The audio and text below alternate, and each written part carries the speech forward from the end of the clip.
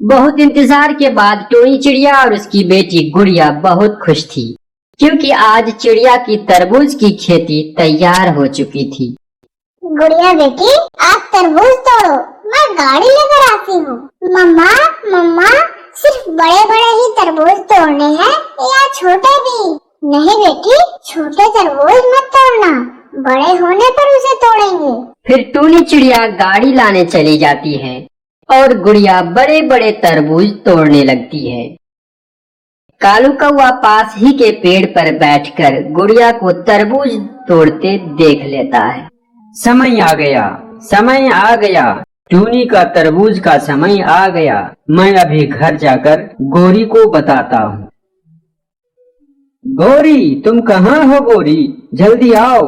क्यों शोर मचा रखा है कालू जी? गौरी, आज टूनी तरबूज तोड़ रही है। वह तरबूज गाड़ी में बोझकर मंडी जाएगी। मतलब हम रास्ते में ही टुनी का तरबूज चुरा लेंगे? हाँ, मैं भी यही कहने वाला था। तो फिर चलो मंडी के रास्ते पर किसी पेड़ पर छुपकर बैठ जाते हैं। फिर वे दोनों शैतान पति पत्नी घर से निकल पड़ते हैं और मंडी जाने वाले रास्ते पर एक पेड़ पर छुपकर बैठ जाते हैं। टूनी और उसकी बेटी भी गाड़ी पर तरबूज बोझ लेती है। बेटी, तरबूज गिने हैं ना? कितने हैं? हाँ मम्मा, पूरे 20 तरबूज हैं, मैंने गिन रखे हैं मम्मा।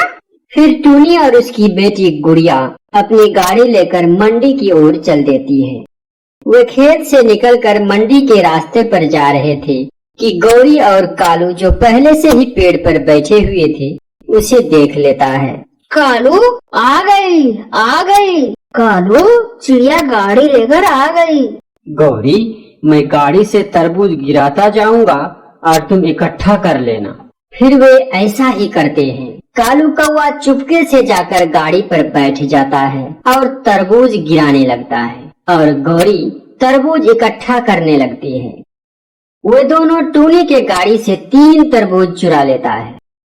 चिड़िया को पता भी नहीं चलता और वह बाकी का तरबूज लेकर मंडी पहुंच जाती है। चाचा छमछम, मुझे 20 तरबूज बेचने हैं, कितने में लेंगे? चिड़िया रानी, मैं 500 रुपया दूंगा इसका। फिर टूनी अपना तरबूज चाचा छमछम को बेच देती है। चाचा छमछम, गिन ले, पूरे 20 तरबूज हैं, मेरी बेटी ने गिन रखे थे। चिड़िया, मुझे तुम पर विश्वास है, अगर तुमने गिने हैं तो पूरे ही होंगे। फिर टूनी चाचा छमछम से अपने तरबूज के पैसे लेकर अपने घर की ओर चल देती है। ऐसे ही 3 दिन गुजर जाते हैं। जैसे ही चिड़िया गाड़ी लेकर मंडी के रास्ते पर आती, कौवा और कौवी फिर से 2-4 तरबूज चुरा लेता। इससे ना ही टोनी को पता चलता और ना ही मंडी में चाचा छमछम को। कालू जी, सोने का माल खाने में तो बहुत मजा है। हाँ गौरी, वो तो है। और टोनी भी इतना बुद्धू है कि उसे आज तक पता ही नहीं चला कि हम रोज उसके गाड़ी से तरबूज चुरा लेते हैं। फिर वे दोनों तरबूज खाकर हंसने लगता है। कल भी मुझे पूरा तरबूज बेचकर मुनाफा नहीं हुआ और आज भी ऐसा ही हुआ। आज मैं चिड़िया का तरबूज गिनूंगा, हो सकता है चिड़िया मुझे कम तरबूज देती हो। चिड़िया आज फिर मंडी में तरबूज ला रही थी। गुड़िया बेटी, आज कितने तरबूज रखे हैं गाड़ी पर? मम्मा, 15 तरबूज है गाड़ी पर। फिर कौवा पीछे से 3 तरबूज चुरा लेता है। चिड़िया मंडी पहुंच जाती है। टोनी, आज कितने तरबूज हैं? अंकल, 15 तरबूज रखे हैं आज गाड़ी पर। आज मैं भी आपके सामने तरबूज गिनूंगा। गिने गिने, जरूर गिने, इसमें बुरा ही क्या है? फिर चाचा छमछम तरबूज गिनते हैं। उसमें 12 ही तरबूज थे, 3 तरबूज कम था। टोनी, ये 12 तरबूज हैं, तुमने 15 कहा था। क्या तुम हर रोज मुझे ऐसा ही चूना लगाती रहोगी? चिड़िया यह देखकर बहुत शर्मिंदा हो जाती है।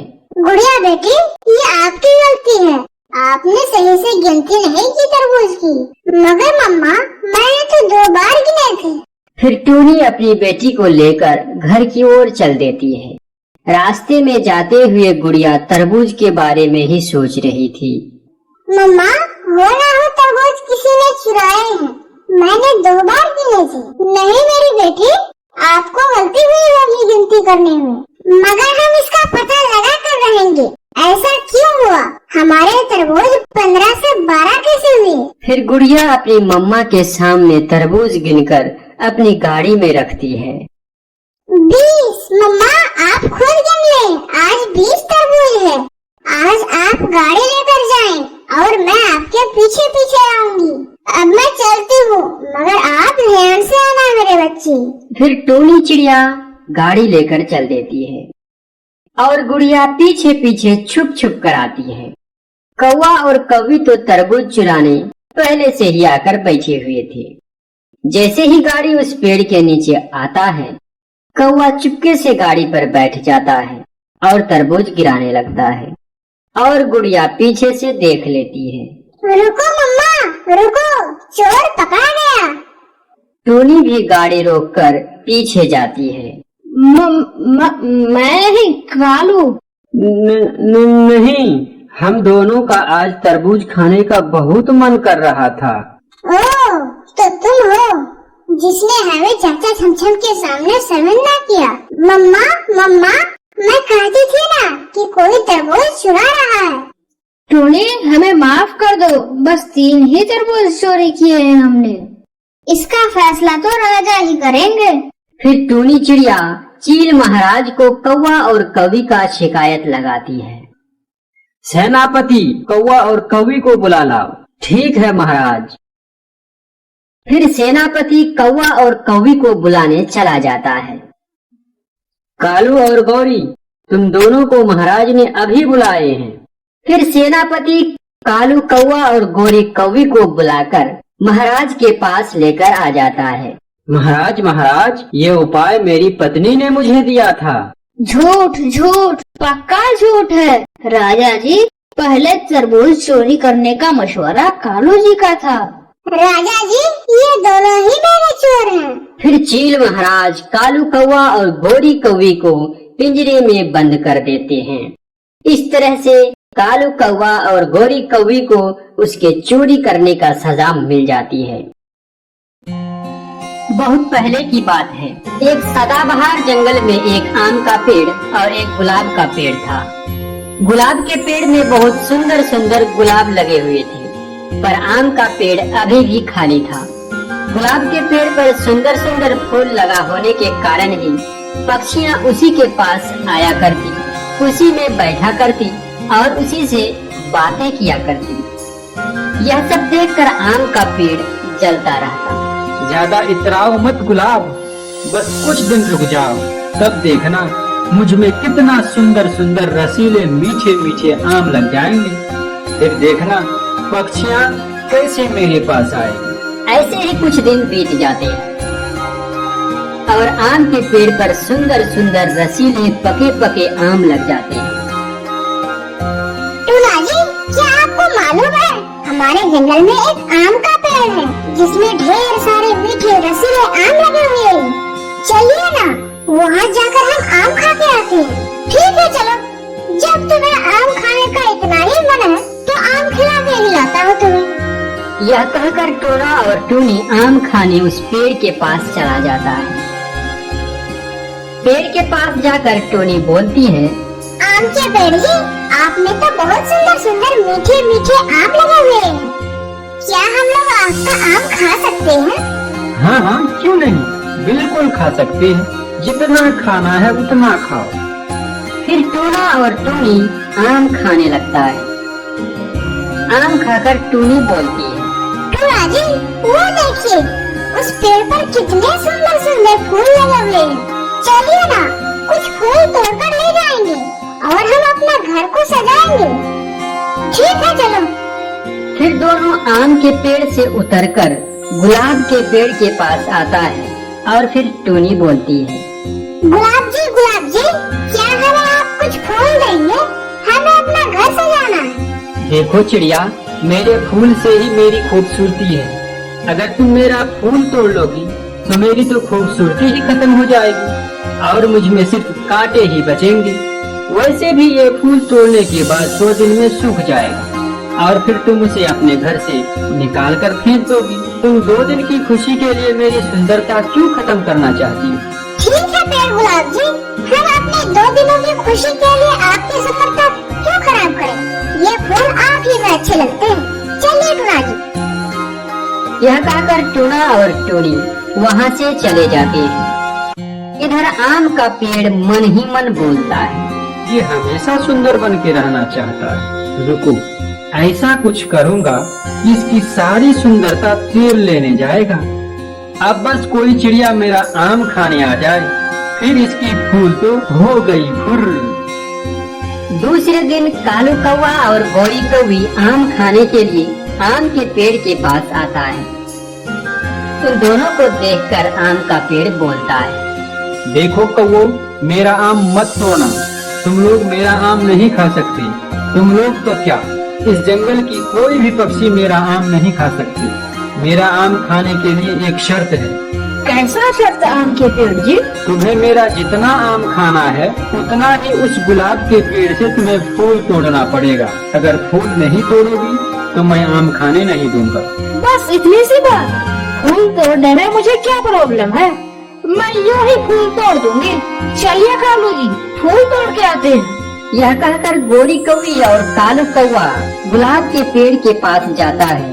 फिर गुलाब का पेड़ बोलता है, देखो, तुम लोग मेरा फूल नहीं तोड़ सकते। अरे क्यों नहीं तोड़ सकते, हमें आम खाना है तो फूल तो तोड़ना ही होगा ना। देखो, अगर तुम लोग मेरा फूल तोड़ोगी तो मेरी सुंदरता गायब हो जाएगी और उसमें सिर्फ कांटे ही बच जाएंगे। तब कोई भी मुझसे प्यार नहीं करेगा, कोई भी चिड़िया मुझ पे आके नहीं बैठेगी। मेरे पास ज्यादा समय नहीं है, तुम ज्यादा बकवास मत करो। मुझे तुम्हारी सुंदरता से कोई लेना देना नहीं है। चलिए कालू जी, फूल तोड़ते हैं। यह कहकर कालू कौवा और गौरी कौवी कुछ फूल तोड़कर नीचे गिरा देता है और फिर आम के पेड़ में जाकर आम खाने लगता है। फिर आम खाकर वे वहाँ से चला जाता है। ऐसे ही जो भी पक्षी आम खाने आता वह गुलाब के पेड़ से गुलाब तोड़कर नीचे गिराता, उसके बाद आम खा लेता और वहाँ से चला जाता। ऐसे ही कुछ दिन चलता रहा। इस तरह कुछ ही दिनों में गुलाब के पेड़ से फूल खत्म होने लगे। अब बस कुछ ही फूल बचे थे। यह देखकर आम का पेड़ बहुत खुश हो रहा था। अरे ओ गुलाब, कहाँ गई तुम्हारी सुंदरता, कहाँ गए तुम्हारे फूल? अब कौन करेगा तुमसे प्यार और कौन करेंगे तुमसे बातें? देखो भाई आम का पेड़, अपने आम पर इतना इतराना ठीक नहीं है और आप मुझसे इतना क्यों जलती हैं? हम दोनों मिलजुल कर 2 दोस्त की तरह भी तो रह सकते हैं ना। हमें अपनी सुंदरता पर घमंड नहीं करना चाहिए, क्योंकि हमारी सुंदरता कभी भी खत्म हो सकती है। आपका ये आम हमेशा नहीं रहने वाला, कभी न कभी तो ये सारे खत्म ही हो जाएंगे। इसलिए मैं कहता हूँ हम दोनों मिलजुल कर 2 दोस्त की तरह रहें। मैं दोस्ती करूँगा और तुमसे जाओ जाओ, ज्यादा आया दोस्त बनने वाला। इस तरह आम के पेड़ का अपने आम पर बहुत घमंड था।